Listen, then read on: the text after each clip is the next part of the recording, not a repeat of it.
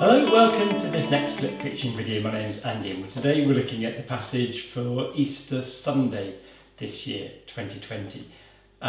Funny Easter day for many reasons with the coronavirus things. It feels a lot less triumphant than it might normally do. But we're going to have a look at the passage because it has I think it's really good. I think the passage is really good for where we are today with Easter and coronavirus. So it's Matthew 28, 1 to 10.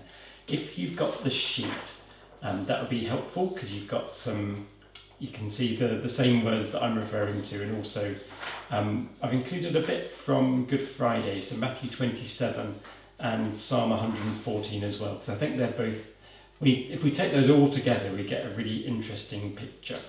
So this is how Matthew describes it, and all four gospel writers describe the resurrection in a very different way. They all have the things that they emphasise. They have different things they want to pick out. And Matthew really goes for the angel part. It's quite similar to Mark's one, but in Matthew it's all about the angel. So we have Mary Magdalene and another Mary going to the tomb. And then it says, suddenly there was a great earthquake,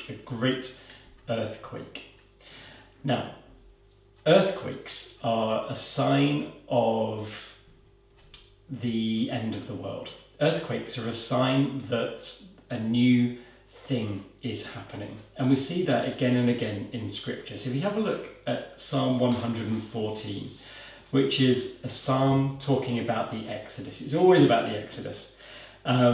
It says when Israel went out from Egypt, so when Israel was released from slavery and captivity to evil. And then it talks about how nature responded. And nature, we tend to think of nature in a very sort of calming, peaceful, beautiful way, which it is, but the psalm uses nature in an enemy sense. And I've talked in these before, and you may have picked up elsewhere that the Israelites particularly regarded bodies of water as being evil. So their metaphor for evil was often water. And in here, the psalm, it talks about the sea and Jordan. But the sea looked and fled. So when Israel was rescued from Egypt, it says the sea looked and fled, the Jordan turned back. In these days of COVID-19, I hesitate to call it evil, because in a way it's just a product of nature, it's a product of evolution, this virus, and it's just doing what it does. It just so happens that it impacts us in these terrible ways. But we could think, I think quite helpfully, as the coronavirus as being like the sea in the Jewish sense, this mysterious, threatening, overwhelming force in our lives that causes us stress and anxiety. That's how they saw evil, and coronavirus is very much like that for us at the moment. It's like the sea. And we've got to switch our way of thinking about the sea, from the sea being like a beautiful thing that we look at or go swimming in or sailing on. It's the Jewish understanding of the sea, as I said, was something to be frightened of, the mysterious force of evil and threat in the world. And coronavirus, I think, fits that category. And this psalm says that when Israel went out of Egypt, the sea looked and fled. It goes on to say, "Tremble, O earth, at the presence of your Lord." Tremble, O earth.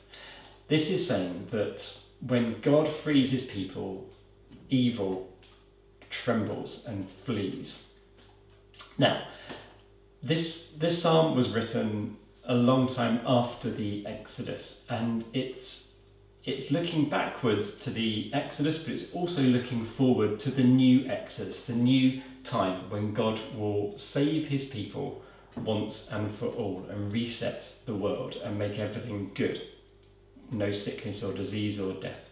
It's looking forward to those days. So the idea of the seas fleeing, the Jordan being turned back, the River Jordan being turned back, the hills skipping like lambs, tremble, O earth, at the presence of the Lord. These are all pictures to say that God will sort out the evil in the world. Maybe in a gentle way now, in a low-key way now, but definitely in the time to come. Let's have a look at the passages from Matthew. In Matthew 27, the preceding chapter, when Jesus cried again and breathed with a loud voice and breathed his last, it describes some of the consequences. It says the curtain of the temple was torn in two. The thing that separated people from God was torn. The earth shook, the rocks were split, the tombs were opened. And it says that the bodies of the saints were raised. This is a picture of the end times when the world will be shaken, the earth will be shaken, everything will be torn up, everything that's evil will be torn up and destroyed, and the dead will be raised to life.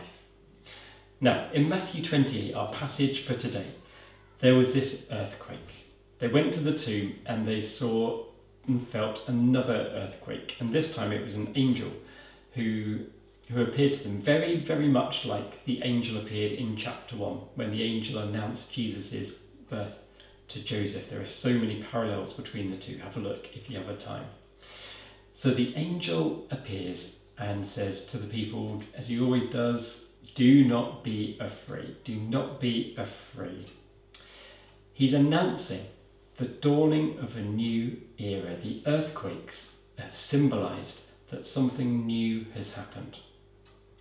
Now, for these people, they were the first people to see and hear that a new era had started, but the old era hadn't. It's funny that Jesus' death and resurrection started something new, but the normal form of life, the life that we all know, hasn't stopped. It carries on side by side. The two run in parallel. And we see that a little bit with the way that it talks in verse 4 about the guards. The people guarding the tomb, they also shook. They were shaken too. And it says they became like dead men. Ironically, the people guarding the dead body ended up like a dead body. But the guards didn't get it. They were shaken and they were terrified and ended up looking like dead men. But the new era had started because Jesus wasn't in the tomb anymore. Jesus was the first one raised from the dead. And the angel says, do not be afraid. You're looking for the Jesus who was crucified. He's not here. He's not here because something new has started. He has been raised, as he said. Just as an interesting, important side note, Jesus didn't raise himself. The Gospels are really clear that Jesus was raised. So Jesus was completely dead and powerless. But God, outside of Jesus, the other part of the Trinity, raised him from the dead. It wasn't a trick. It wasn't Jesus raising himself. The language is really intentional. Jesus was raised. He didn't raise himself. And then the angel says, go quickly, tell his disciples. Jesus wanted to meet the disciples, it appears, only in Matthew's actually, but he wanted to meet them in Galilee. So the women were given the message to go to tell the disciples, interesting word, disciples, to meet Jesus in Galilee. And on the way, they bump into Jesus. It says, suddenly Jesus met them and said, greetings. So Jesus met these women who were going to deliver the message of his birth. There's only women in this passage, actually. Women and angels and Jesus. So Jesus intercepts these women taking the message to the disciples and says to them, greetings. Now, this word is a tricky one to translate. There's always a difficulty translating the Greek into English. It could be just hello. It could be that sort of simple greeting. Maybe something like good morning would be the best way. Recently I've been a bit hesitant at saying good morning to people or good afternoon when you see them in the street, because this might be a terrible morning or a terrible afternoon. But we say good morning or good afternoon kind of as a way of blessing, a way of rejoicing. And I think there's something of that going on here. Jesus said to these people, it's the Greek word is kairiti, which is linked to sort of blessing and grace and rejoicing. So it's not just hello, it was a rejoice, something new has happened. And the women there, they says they took hold of his feet, which is an odd detail. Apparently at the time, people thought that ghosts didn't have feet. So the fact that Jesus had feet that they could hold on to was a proof that he wasn't a ghost, he was bodily resurrected, and they worshipped him. And then to finish, we get this beautiful little detail. Jesus said to them, "Do not be afraid." It said earlier that these women were filled with fear and great joy. They had a mixture of fear and great joy. Perhaps that's the appropriate way for us to be at the moment. We're fearful, but we're joyful. The two run hand in hand together, fear and joy together. But Jesus says to the women, do not be afraid. He answers their fear and says, do not be afraid, because something new has started, I think he would have added. A new era has dawned. The resurrection has come. I am the resurrection and I'm here. But then he says, in a lovely little detail, he says, go and tell my brothers to go to Galilee. He repeats the instruction of the angel, but he changes disciples to brothers. Now these are the people who had, in the last few days had deserted him and abandoned him. And he calls them brothers. He is gracious and welcoming and accepting to those who let him down. They haven't repented, they haven't changed their minds, but he still regards them no longer as disciples, certainly not as enemies or betrayers, but as brothers. Tell my brothers, go to Galilee, and there they will see me. So, the earthquakes in this passage, I think, are a wonderful sign that something new has happened.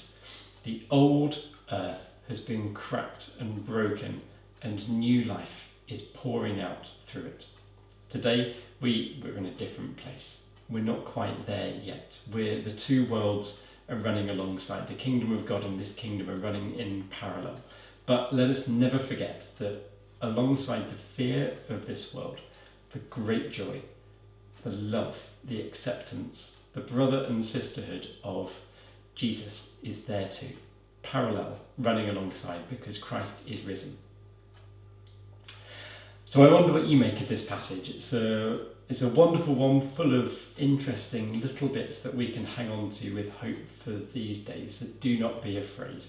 Do not be afraid, because Christ is risen. And in the end, he will make all things new. Amen. Thanks for watching. I hope you'll sort of join us next week, but also on the STI services for this weekend, where we're going to worship on Good Friday and Easter Sunday and explore these passages in a bit more depth. Okay, but for now, thanks very much for watching. Bye bye.